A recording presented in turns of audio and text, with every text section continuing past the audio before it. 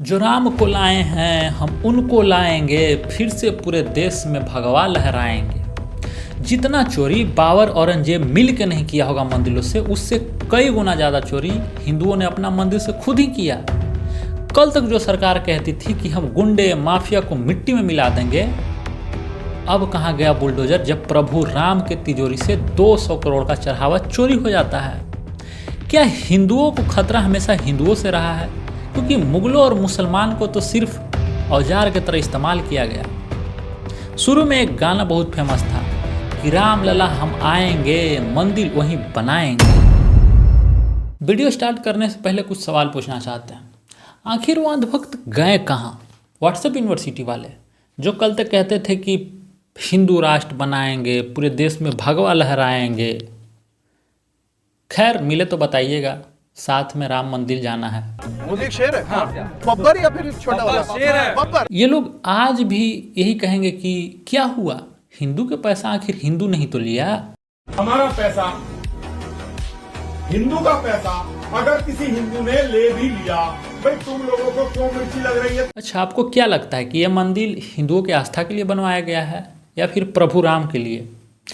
ये मंदिर सिर्फ और सिर्फ वोट मांगने के लिए, अपना प्रचार करने के लिए बनवाया गया था।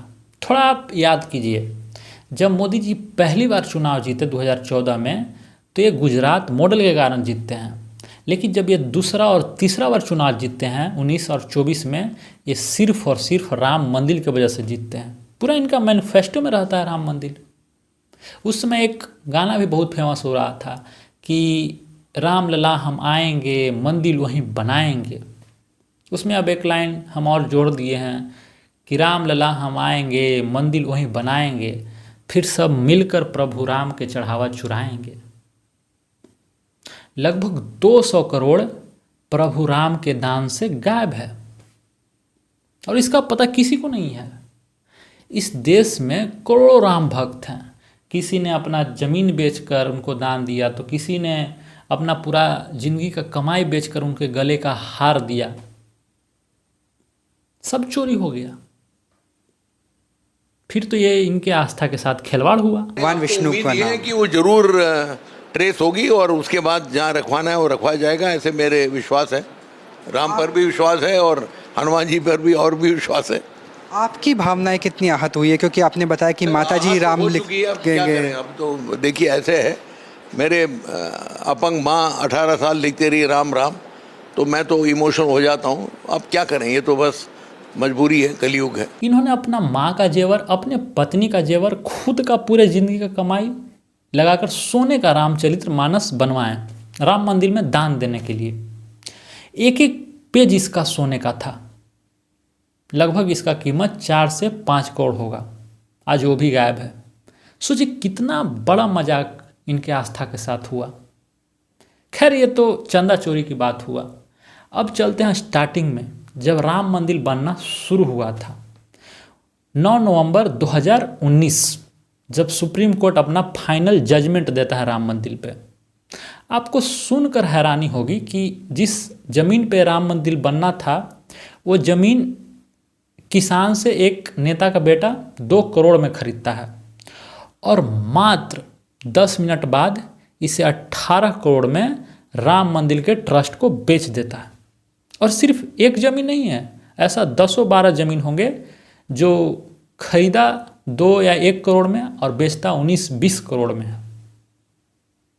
और ये जब सब घपलेबाजी चोरी बाहर आया तो 9-10 लोग पे FIR हुए।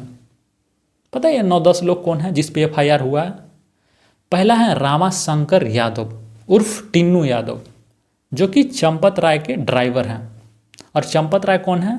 ये पूरे राम मंदिर के हेड, पूरा कंट्रोल इन पे है। और दूसरा है लवकुश मिश्रा। ये कौन है? ये अनिल मिश्रा के रिश्तेदार हैं। और एक और चीज़, जब ये राम मंदिर बन रहा था तब वहाँ के एक JB इंजीनियर थे, दीनानाथ वर्मा। उन्होंने एक दिन देखा कि एल्युमिनियम का जो बिल बन रहा है वो 3 गुना 4 गुना ज़्यादा करके, मतलब बढ़ा बढ़ा के बनाया जा रहा है। तो इसका कंप्लेन लेकर ये कॉन्ट्रैक्टर के पास जाते हैं तो पता है कॉन्ट्रैक्टर इनको क्या बोलता है कि हमको 40% कमीशन अनिल मिश्रा को देना होता है। अनिल मिश्रा कौन है? राम मंदिर ट्रस्ट के मेंबर यानी सदस्य। सोचिए, जब घर में विभीषण है तो कभी लंका तरक्की कर पाएगा? और एफआईआर किस पे होता है? न चंपत राय पे होता है और न ही अनिल मिश्रा पे। बस कुछ ड्राइवर पे एक होता है और एक रिश्तेदार पे। एक कहावत है कि अक्सर जाल में वही मछलियां फंसती है जो छोटी होती है, बड़े तो बच कर निकल जाते हैं। कुछ कहा नहीं तो लोगों ने पूरे भारत ने चलाया, बागेश्वर बाबा मौन है, चुप है, कुछ कह ही नहीं रहा, वाईफाई फेल है, कुछ बोल ही नहीं रहा। अब क्या बोलें, जिन्होंने भगवान को नहीं छोड़ा वो हमको क्या काट छोड़ा। ये धीरेन्द्र शास्त्री सबसे बड़ा पखंडी आदमी है। ऐसे तो ये हमेशा गरीबों का पर्ची निकालते रहता है, लेकिन जब सच में ज़रूरत पड़ा तब ये क्या बोल रहा है कि अगर हम सच बोल देंगे तो हमको जान से मार देगा। अरे पाखंडी, तुम तो अपने आप के हनुमान भक्त बुलाते हो। अगर आज हनुमान जी होते तो जैसे उन्होंने लंका में आग लगाया था, वैसे इन चोरों को घरों में आग लगा देते हैं, और तुम अपने आप को हनुमान भक्त बुलाते हो। कुछ लोग ने अपना ज़मीन बेचकर, अपने माँ के गहने बेचकर प्रभु राम को दान दिए, लेकिन कुछ धर्म को धंधा मानकर इनके आस्था के साथ खिलवाड़ किए। देखिए, मैं आपको कुछ वापस तो नहीं दिला सकता हूँ, लेकिन आप प्रभु राम पे भरोसा रखें। और हाँ, एक आप वचन लीजिए कि आज के बाद धर्म को धंधा मानने वाले और धर्म के नाम पर वोट मांगने वाले पर कभी भरोसा नहीं कीजिएगा, नहीं तो ये हमेशा आपके आस्था के साथ, आपके भावनाओं के साथ खिलवाड़ करते रहेंगे। भगवान के दान पात्र चोरी हो जा रहा है, कितना कम की फसल हुई। देखिए, अगर मैं सत्य बोल दूंगा तो बहुत परेशानी में आ जाऊंगा, क्योंकि वो बहुत बड़े लोग हैं। तो सत्य बोलने की हिम्मत अभी हमारी नहीं है, कभी समय आएगा तो बोलेंगे। जब मैं छोटा था तो स्कूल में एक प्रेयर होता था, प्रार्थना।